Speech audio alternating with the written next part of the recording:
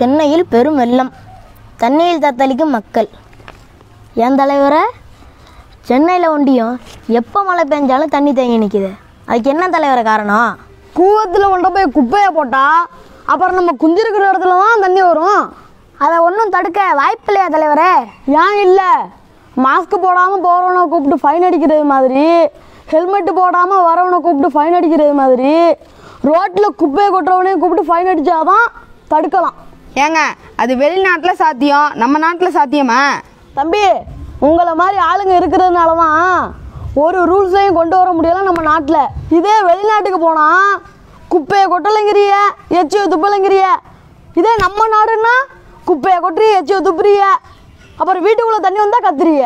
அண்ணே, ரொம்ப அருமையாக சொன்னீங்கண்ணே. வெளிநாட்டில் குப்பையை கொட்டினா வேலையும் போயிடும், வேலை பார்த்த சம்பளமும் போயிடும்.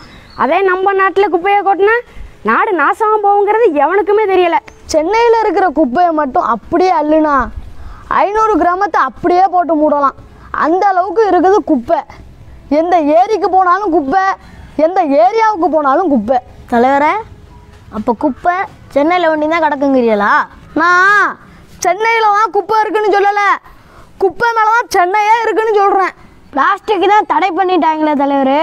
பிளாஸ்டிக்கை தடை பண்ணிட்டாங்கப்பா, ஆனால் பிளாஸ்டிக்கை தயாரிக்கிற கம்பெனி என்ன தடை பண்ணலையப்பா. அப்படின்னா இதில் அரசியல் இருக்குன்னு சொல்கிறீங்களா தலைவரே? இதில் அரசியல் இருக்குன்னு சொல்லலை தம்பி, நம்ம நாட்டை சுத்தமாக வச்சுக்க நமக்கும் கடமை இருக்குன்னு தான் சொல்கிறேன்.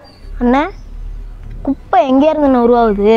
குப்பை தானாக உருவாகலை தம்பி, மனிதனோட ஆடம்பர வாழ்க்கைக்காக அவனே உருவாக்குனது தான் குப்பை. இவ்வளோ விவரமாக பேசுகிறீங்களே, எங்கன்னு இருந்தியா இத்தனை நாளா? என்ன மாதிரி பேசுகிறவன் பல பேர் இருக்கிறான் நம்ம நாட்டில். எங்களை எவன் மதிக்கிறிய? மழை பெஞ்சாலே பிரச்சனை தாங்க. தம்பி, மழையை ஏன் பிரச்சனையாக பார்க்குறீங்க? மழையே பெய்யாமல் கஷ்டப்படுறாங்க சோமாலிய நாடு, பேஞ்ச மழையை தேக்கி வைக்க தெரியாமல் கஷ்டப்படுது நம்ம நாடு. ஒருத்தனுக்காகவே பெய்யும் மழை, ஒட்டுமொத்தமாக தான் பெய்யும் மழை. நம்ம ஒழுங்காக இருந்தா தலைநகரத்தில் இருக்கிற தண்ணி தானாக வடிக்குங்கயா. சென்னையில் மழை பெஞ்சதுன்னா செம்பரம்பாக்கம் ஏரியை திறந்து விடுறதும், அதே கோடை காலத்தில் தண்ணி இல்லைன்னா சென்னை மக்கள்லாம் தண்ணி கவண்டி பறந்து விழுவுறதும் வழக்கமாக போயிட்டுங்க. அட ஆமாங்க, நீங்கள் சொல்கிறது சரிதாங்க. தண்ணியில் தத்தளிக்கிறதும் சென்னை மக்கள் தான், தண்ணி இல்லாமல் தவிக்கிறதும் சென்னை மக்கள் தான். அப்போ கிராமத்தில் பிரச்சனையே இல்லைங்கிறீங்களா? தம்பி, அது சென்னையில் நடந்தால் தான் நியூஸு, கிராமத்தில் நடந்தால் அதெல்லாம் அவங்களுக்கு கால் தூசு. கிராமத்தெல்லாம் கண்டுக்க மாட்டாங்கய்யா. சென்னையில் 1000 பேர் வந்து போகிற இடம், அங்கே தான் கவனத்தை செலுத்துவாங்க. கிராமத்தில் இருக்கிறவங்களாம் நிவாரணம் வாங்கி நிம்மதியாக இருக்கிறாங்க, சென்னையில் இருக்கிறவங்களுக்கெல்லாம் என்ன கிடைக்கிது? கிராமத்தில் இருக்கிறவங்க நிலம் வச்சுருக்குறாங்க, நிவாரணம் வாங்குறாங்க. நீங்கள் தான் பிளாட்டை போட்டு நோட்டை வாங்குறீங்களே, அப்புறம் எங்கேருந்து நிவாரணம் கிடைக்கும்? அடுக்குமாடி குடியிருப்பில் இருக்கிறப்பெல்லாம் அருமை தெரிய மாட்டேங்குது. ஆற்றுல குளத்தில் உள்ள தண்ணியெல்லாம் வீட்டுக்குள்ளே வரப்போ தான் கிராமத்தோட அருமை தெரியுது. ஒரு ஓரமாக நின்று ஓலாவை புக் பண்ணி ஒரு கம்பெனியில் போய் வேலை பார்க்குறது தான் வாழ்க்கைன்னு நினச்சிக்கிட்டு இருக்காங்க.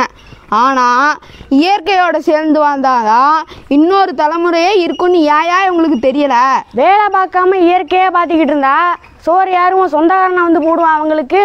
வேலைக்கே போவானான்னு சொல்லலையா, சுயநலமாக இருக்காமல் பொதுநலமாக இருக்குன்னு தான் சொல்கிறேன்.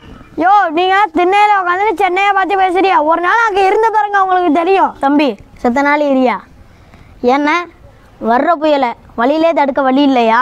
வழி இருக்கு தம்பி, ஏன் இல்லை? கடற்கரை ஓரத்தில் பனை மரங்களை வளர்த்தா புயலோட வேகத்தை அது கட்டுப்படுத்தும், பெரும் அளவில் பாதிப்பு இருக்காது. என்னங்க சொல்கிறீங்க? பனைமரத்துக்கு அவ்வளோ பவரா? ஆமாம் தம்பி, நீங்கள் கஜா புயலில் பார்க்கலையா? 1000 மரங்கள் அடியோட சாஞ்சப்ப பனைமரம் மட்டும் அசையாமல் நின்றுது தம்பி. அது மட்டும் இல்லையா, இந்தியாவோட தேசிய மரமான ஆலமரத்தையே அக்கா பேத்துட்டு போனது கஜா புயல். ஆனால் நம்ம தமிழ்நாட்டோட மாநில மரத்தை ஒரு மட்டையை கூட பிடுங்க முடியலையா, அதான் நம்ம பனைமரம். அடே அப்பா, பனைமரத்துக்கு அவ்வளோ பவரா? தம்பி, புயலுக்கு மட்டும் இல்லை, கோடை காலத்துலேயும் கை கொடுக்கும் பனை. சொல்கிறேன், கேட்டு தெரிஞ்சுக்க. 2 ஏக்கர் நிலம் வச்சுருக்கிறவன் ஒரு பனைமரத்தை வளர்த்தான்னா நிலத்தடி நீரை பூரா சேகரித்து வச்சுக்கும் பனை. ஏ அப்பா, பனைமரத்துக்கு இவ்வளோ பவரா? தம்பி, பனையை பற்றி சொன்னது 10 பாயிண்ட் தான்ப்பா, இன்னும் பல கோடி பாயிண்ட் இருக்கு. அப்போ நம்ம ஊர்லேயே நாளைக்கே பனைமரத்தை நட வேண்டியதுதான். நட்டு தண்ணியை ஊற்றி நாட்டை நம்ம காப்பாற்றுவோம்யா. தம்பி, நட்டா போதும், தண்ணியெல்லாம் ஊற்ற தேவையில்லை. தானாக வளரும் தன்மையுடையது பனை. அதை நட்டால் நம்ம நாட்டுக்கு வராது வினை.